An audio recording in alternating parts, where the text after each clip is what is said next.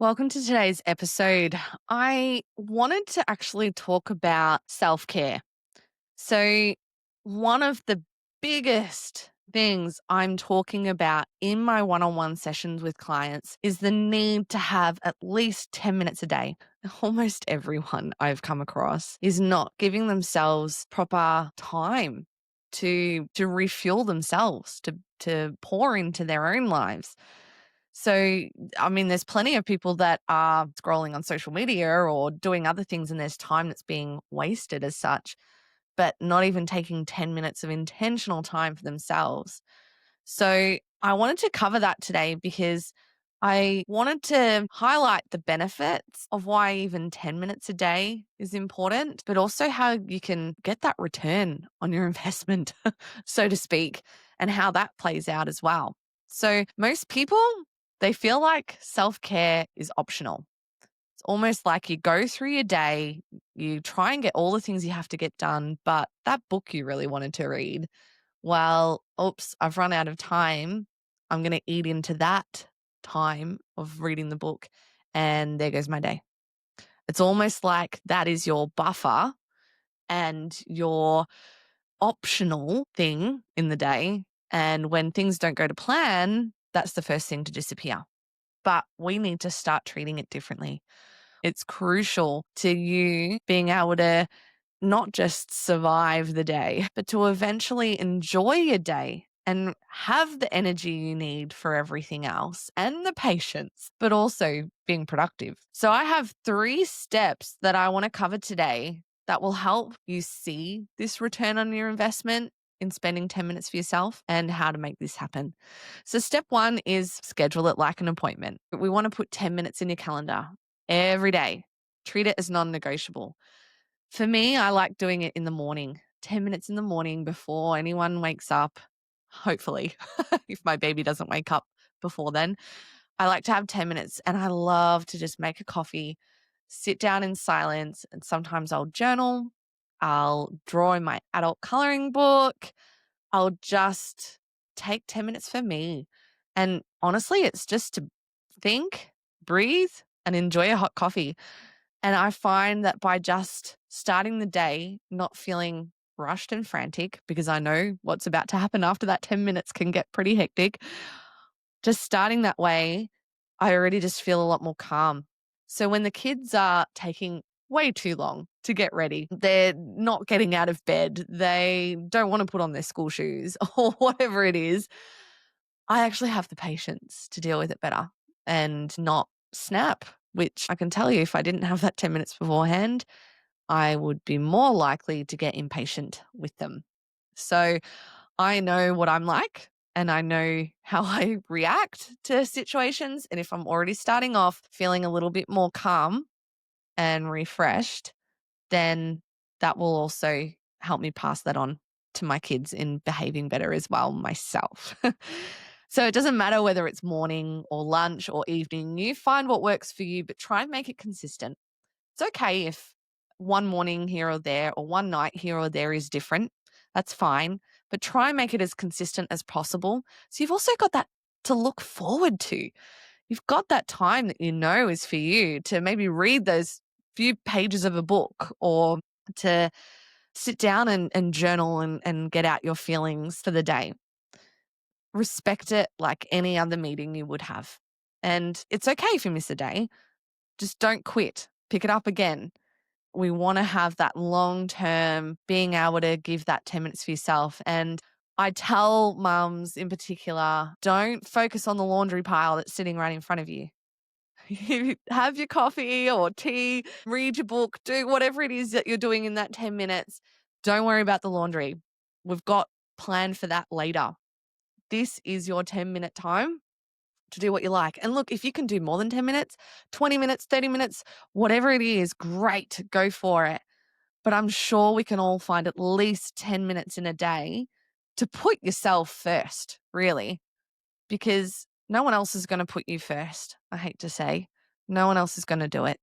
Only you can do this for yourself. My second step is to choose something restorative, not reactive. So when it's restorative, it fills your tank. So things like prayer, if you're a person of faith, journaling, walking, stretching, silence. That's one of my ones. Deep breathing, whatever it is that fills your tank, maybe a bit of artwork, craft work, could even be listening to a podcast or something educational. Whatever it is that fills you up, that's what we want to focus on. We don't want to do the reactive things, the things that numbs you and things like your endless scrolling, TV, or any other kind of busy work. You don't want to leave that 10 minutes wondering what you just did.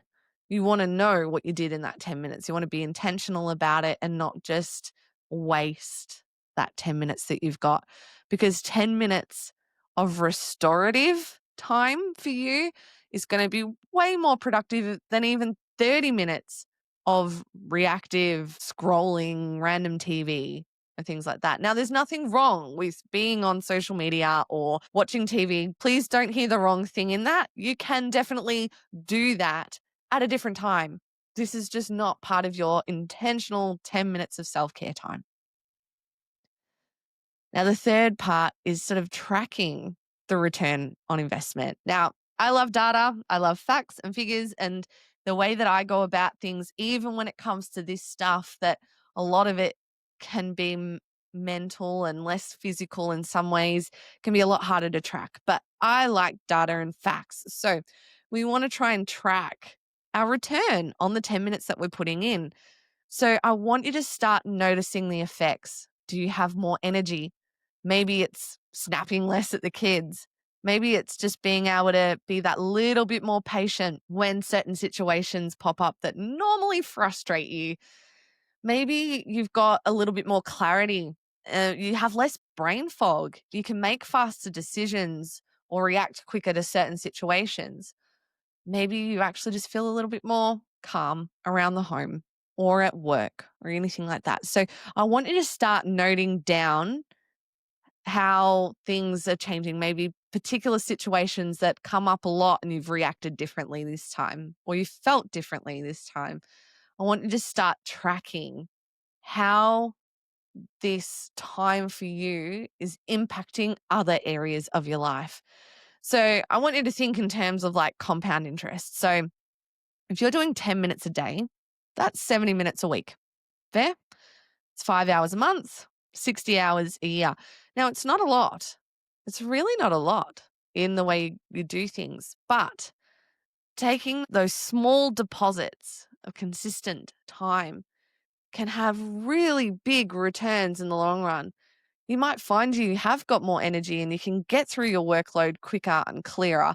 You can deal with household tasks a lot easier, maybe even make better financial decisions because you're not reacting to certain situations. You're thinking things through. And financially, it could actually end up saving you more money as well. So we want to see how this is impacting other parts of your life. So start noting it down, journaling it, putting it in a spreadsheet, however you want to do it. Actually get intentional and with noticing the differences in your life. So just to recap, we want to schedule it in. We want to treasure this time like we would anything else that's important. We want to choose restorative, not reactive tasks, and we want to be able to track it.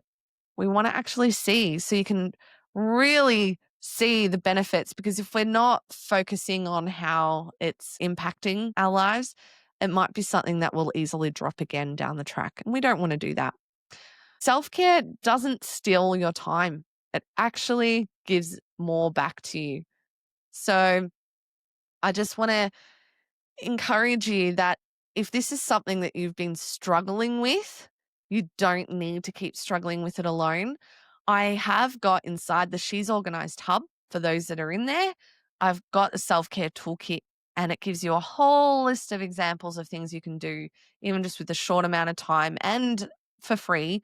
There's a whole lot of things in there that might spark ideas, because if you're anything like me, when I first started, I did not know what to do with myself. I'm just so used to being busy and dealing with everyone else and everything else that I actually didn't know what I needed for me.